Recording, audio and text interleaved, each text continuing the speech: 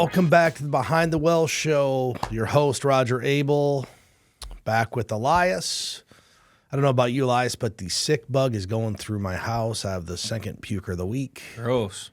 So it's a little late today. We're trying to get over that. I feel like everybody I talk to, they're getting like this 12-hour flu. It's just 12 hours, it's gone. Happened in London on Monday, Blakely today. Yeah, it's hopefully been not to going around. me. You seen the TikTok trend where you can slice potatoes and you sleep with a potato on the bottom of your foot with a sock covering it? I've never heard of it. Never? No. I heard of it.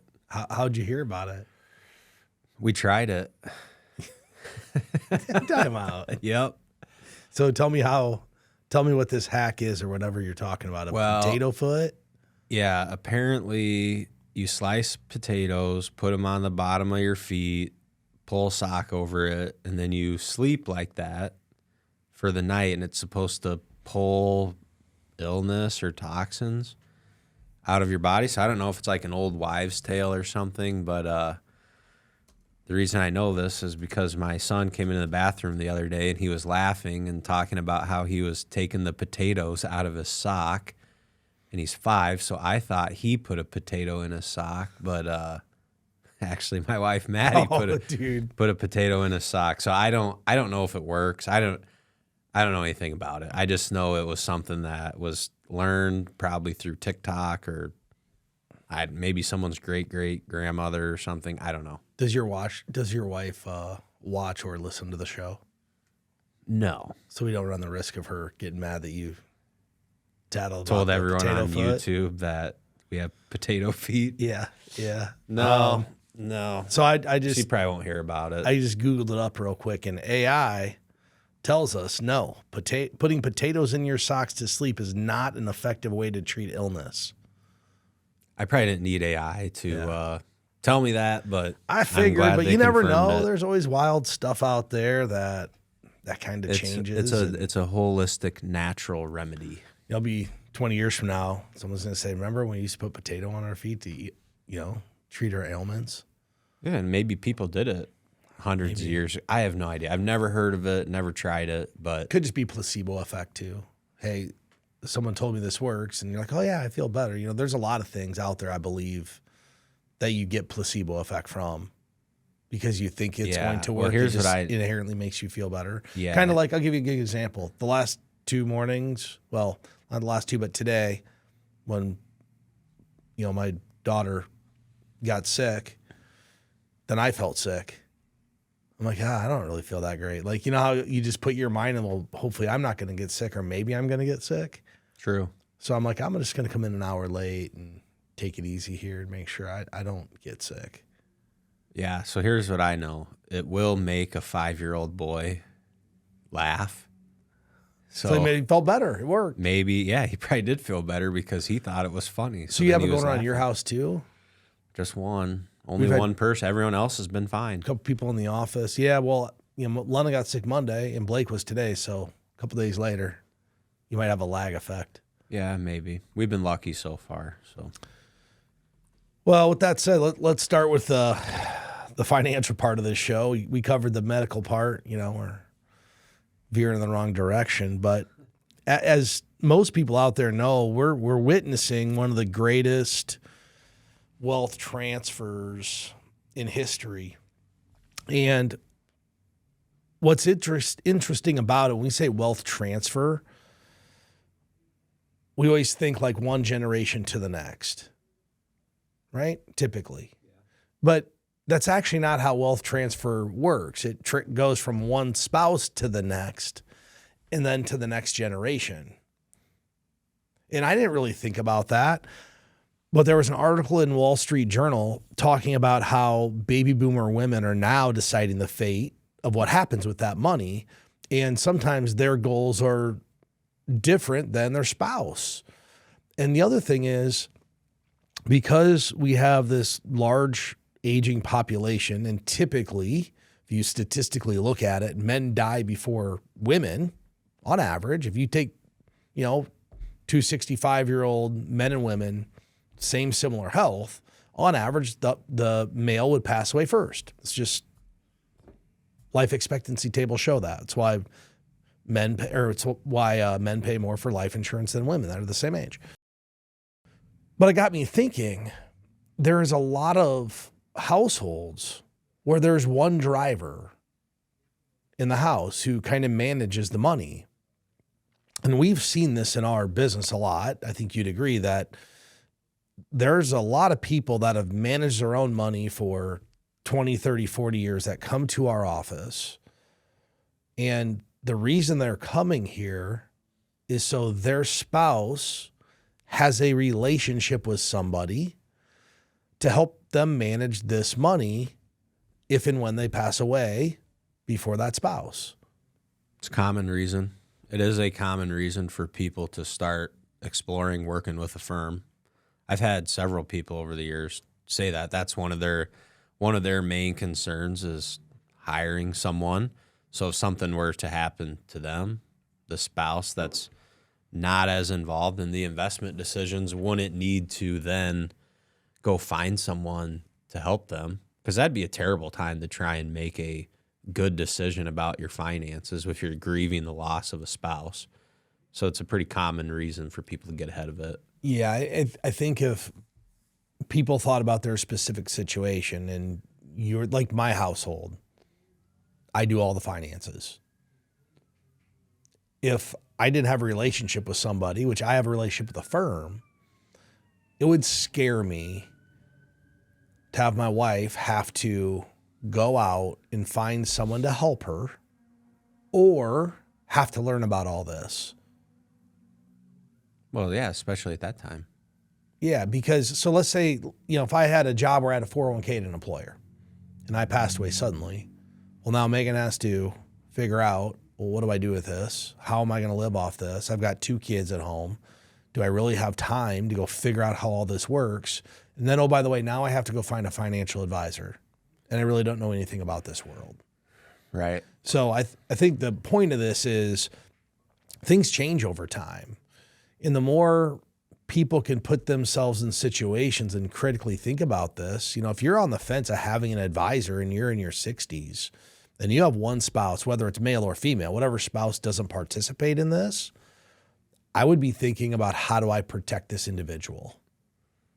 I think this particular topic, it does shed some light on, just statistically, like you mentioned, males tend to pass away before females. So it does shed some light on the family, and whether it really doesn't matter who passes away first, but being proactive and having a common vision for the goals with the money. And obviously that can change when there's only one person left, because it's all their money now. But I would imagine it's a much easier event to kind of wade through and figure out if there's already strategies in place, planning that's been done, conversations around how is this just going to work. And we have widowed spouses that, because it's part of life, right? It happens. And they tend to just stay with us and continue getting the level of service that they're accustomed to. And it's understandable, right? They already know their family trusts us. Like, we can just keep doing what we've been doing, whether they were the most engaged or not previously when they were both living. Well, and I think it just goes to show just the changing landscape of how people retire today versus 30 years ago. 30 years ago, people typically retired with a pension. The 401k didn't come out until 1978. That's when the 401k was created. And it was created as a sidecar to the pension. It wasn't ever meant to replace the pension. It was meant to be an additional employee benefit to help people retire and have more money. That's all it was. Yeah, now, supplemental benefit, which if you look now, the 401k has become it's taken over, really, American retirement. It's the number one way people today retire with funds is the 401k. I've got some research here that I did before the show. And it just talks about how a decade ago, 60% of employers in the private sector offered 401ks. 43% of the people participated. This is just a decade ago. Today, 70% offer a 401k or workplace retirement plan in the private sector. 50% of the people participate. So that's encouraging. Participation is increasing. Yeah, I mean, if you think about the legislation that's been passed over the last decade, it all is revolving around access, enrollment, and ease of getting people into these programs, because if they don't save for themselves in a workplace retirement plan, they are going to wake up in retirement and have nothing. They're going to need Social Security. That's all they're going to have. I mean, you today, if you're listening to this show and you're 20 years from retirement, you have to save for your own retirement. And there's more reasons that you have to save. You might have a pension, and we're going to talk about it. How safe is that pension? It's kind of a big deal. It's a good question. Not all pensions are as solvent as others. Most are not that solvent. But as we look at 401ks, a couple of things have happened to increase the adoption of these. One, automatic enrollment, right? So most 401k now have an automatic enrollment feature. It's not optional, just automatically enrolls you for a percentage of your paycheck. So it's getting through barrier one, which is I have to put effort into this. There's no effort involved. No effort in auto-enroll. Default investment options. Default investment options help people take away the apprehension of I have to go choose something. So how does it work? You go to employer eligible, automatically get enrolled. They put you in the default investment option based upon your age. So I think that's the number one reason people are adopting 401ks more. It's easy to set up for them. They don't have to do it. There's a little bit of work they have to do, but not that much. Yeah, it's easy to set up. The contributions are easy, right? You set up your percentage, comes right off the top of your paycheck. So it's just, it's a great systematic way to invest. And you're also, if you're doing the 401k and you're just every paycheck, a little bit of money comes out for it, well, you're automatically covering one of the easy things to do that makes people successful investors, systematically buying over a long period of time. So these first two topics, another thing this makes me think about, and like 401ks becoming more popular as the baby boomers start to pass on and transfer wealth, the wealth transfer. Because, we hear all these things like doom and gloom about the market and negative speculation about the future and demographics.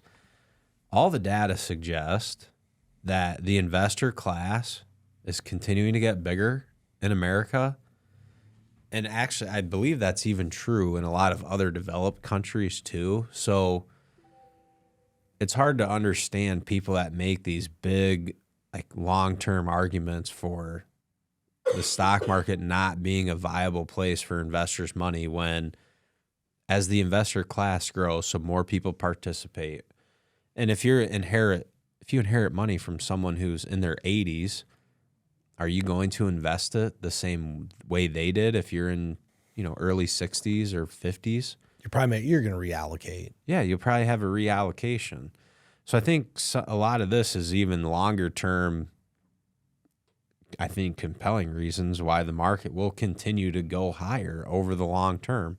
Now, if the investor class was shrinking and this article was 401k adoption is going backwards, companies are getting rid of it, the participation rates are going down, that might be cause for longer term concern, but more and more people are participating in the market.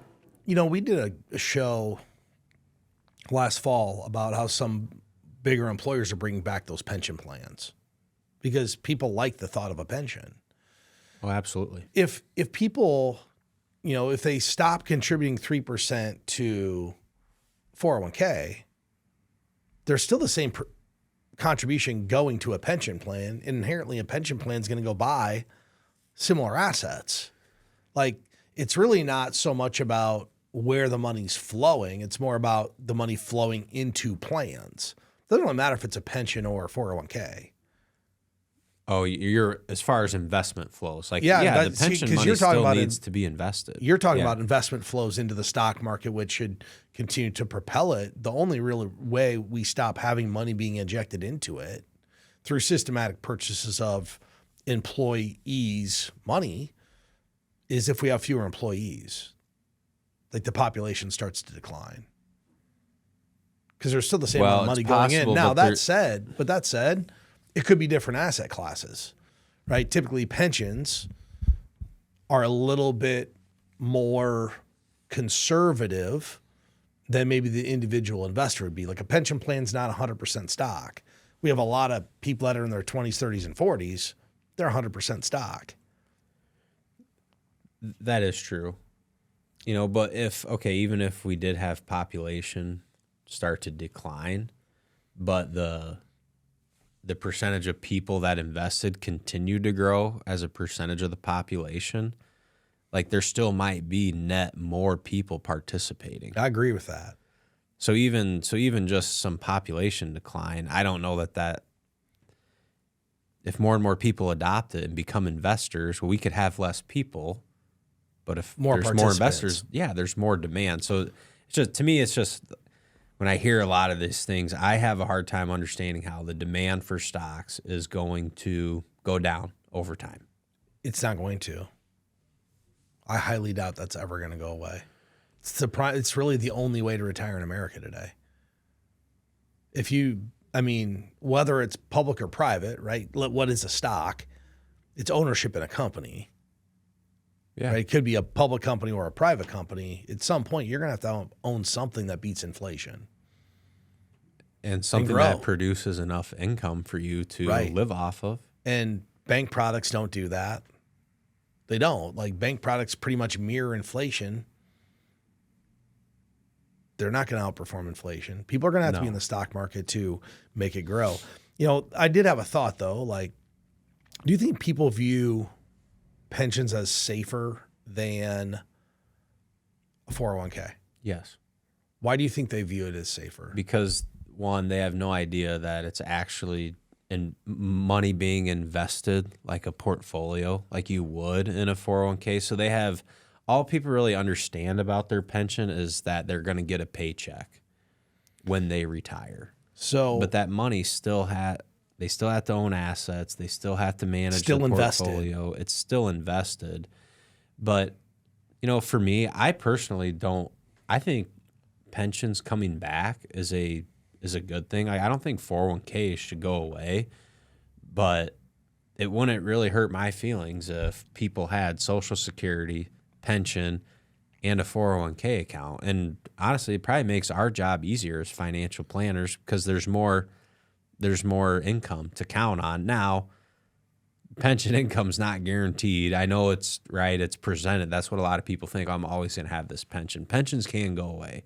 There are people that have retired, had a pension for 10 or 15 years, and then got a letter that, hey, this pension's no longer solvent. We're not paying out any income anymore. Well, here's what's ironic. You mentioned pension. Hey, you could have a pension. People get excited, right? Like, oh, yeah, I think most people like the idea of that. If you mention annuity to that same person, are they going to get excited? No. They're exactly the same thing. They are. It's a promise to pay. So everybody could create their own pension if they wanted to do it. But there's a little bit of a negative connotation with that. And they both have risk. The risk is you don't know in that pension how it's being managed. So it got me thinking about when we were doing the show. I ran by an article, and there was a gal named, and this is in the Wall Street Journal, Anne Hoteling. She joined St. Clair's Hospital in New York right out of nursing school, 1979. And one of the reasons she chose this job and stayed with it so long, because it had a pension plan. That's why she chose it. She retired. She's supposed to get $1,449 a month for her life. She got one check for $1,400. That was it. Got a letter, the pension plan was defunct, and that was it. Last check she ever got. So she worked her whole career up till 2008, retired, got $1,400, and that's all she had. So that's not the first time I've actually heard of this. I have a couple of clients who have pensions that have been reduced, and the spousal benefits have been reduced, so they remain solvent. So I think the thought that, hey, these pensions are, just wonderful, they're okay if they're solvent, but if they're not, it could wreak financial havoc on your entire life. It could. And there's no way to recover. How do you recover? You worked one job your whole life to get a pension check. You didn't save anything else because your pension check is going to cover it. And now you have nothing. So I would speculate, on that topic, and I don't want people to listen and think, oh, man, maybe pensions are, not good. That's certainly, in the past, there have been pensions, plenty of them that failed. I would hope, though, and I would speculate, if they do come back with a level of popularity for corporations to offer as a benefit, they'll be managed differently. I think, because if you think about just money management of certainly like the 70s going into the 80s, like how easy do you think it would be to manage money in the 80s when you could go buy CDs paying double-digit interest rates, right? And fixed income. Like you could have all these pretty conservative assets that paid enough. But I would imagine some of the mistakes that were made was thinking that you'd always be able to drive that amount of income to cover all the liabilities on a pension. So I think if they do come back in popularity, that they're going to have to be managed differently than they were in the past. Because I think some of the benefits were too rich. They're not going to look as good either because you're not using, the payouts aren't going to look as good when you're using significantly lower rates, which then makes them less attractive. And you could see maybe people would have a shift in their opinion of it if that were the case. I don't know. One thing, though, as we're talking about pensions, if you have one, a lot of people ask me, how do I know if my pension's solvent? You can check your annual pension statement. Should have a funding ratio, which indicates the percentage of assets that the plan has compared to the present value of the future liabilities. That's it. Like, it's out there. You can figure out if it's solvent. A higher ratio just means a healthier pension. That's it. You can figure out what it's, and then you can make a decision. If you have a pension, let's say you're in your mid-30s and you're with a place that doesn't have a pension that's all that solvent, or you don't feel confident about it, that's a reason for you to go figure out how I'm going to save more money and make sure I can provide for my family regardless of what happens to this pension. And you should probably be doing that anyway. Yeah. I mean, the beauty of a pension is that you don't have to think about it. The problem is when you don't have to think about it, you're letting someone else do it and hoping they do it right. Yeah, and you have no idea. And you have no idea control. and really no control and no say on any investment-related decisions. And I think about this because when we model a pension in a financial planning scenario, it typically always makes the scenario look better because you have a guaranteed set of income. You know how long it's going to come, like you know how long it's going to last. So anytime there's no variability on price movement, doesn't matter if the stock market goes up or down, your check stays the same. Anytime you put those like guaranteed income sources into a plan, it looks better. The problem is there's no way in that plan to account for solvency of a pension plan. Man, actually that would be a great addition to the financial planning software. You go put in the solvency ratio and run a Morningstar or run a Monte Carlo simulation. What happens? Yeah. You know what I mean? Like, that'd be a good addition. I've never thought about that because we just assume you're going to get it forever. You should you should send a note to the planning software people. Well, if they can add it. Good example, Social Security. If someone tells me they're concerned about Social Security in the software, I can go in there and I can cut their benefit by 25%. Yeah, or up to 100. You can totally mute it. You can mute the whole thing. There's a lot of younger people that want to know, right? And you know this, but there's a lot of young people that want to know, I'm doing everything for myself to be on track, and if Social Security's there, it's just extra. which I personally don't believe it's ever going away. I believe there will be changes because there probably will have to be, but it's a hard thing to just totally eliminate when everyone, look at your pay stub. However often you get paid, you're paying in, right, until you hit a certain income. Well, So good example. I don't ever take, in my personal situation, I'm never taking Social Security into account. yeah, I don't either. I don't plan for Now, it. for clients, I do, right? If they want to use it, we'll use it. My younger clients, it's not that big of a deal for them because typically their income's low. Right now. Yeah. I mean, Yeah, if you're it's 30 hard to years even old, it's hard reflect to, what- yeah. it's not accurate. Yeah, you throw something in there, it's a lot less than it's actually going to be, right? Most people don't just get a 3% raise forever. A lot of people, they're making 50,000, they get a promotion making 70. Well, the software doesn't ever account for you making more or anything more than Your current income. right. So it's actually probably muting that down a little bit. But for me, it's just extra. Whatever it is, it's going to be. I'll go buy something fun with it. You'll be spending your Social Security checks at happy hour in the golf course and I'll be spending on boat fuel. on boat stuff. Boat fuel. Yeah, it'll cover It's going to be my boat hopefully fuel. it can cover your fuel bill at that time. Wow. I hope I the don't. boat. Actually, I do hope I burn that amount of fuel. Means I'm going to have a lot of fun. I would think, yeah. Yeah. Hopefully it's not that expensive, but it could be. Well, it's just, you never know. It could be. So, Elias, one thing, as we're talking we talked a little bit about financial planning. I have a lot of people that ask, when do we start to make changes to our asset allocation? How do we do that? Okay. And a couple things. One, it's driven by the financial plan, but two, you have to understand, have your priorities changed? Or a lot of times there's not a change to make, but things in life change, and have your priorities changed? And there's a couple questions you can ask yourself if you are wondering if you should make a change. One, what's changed in your life?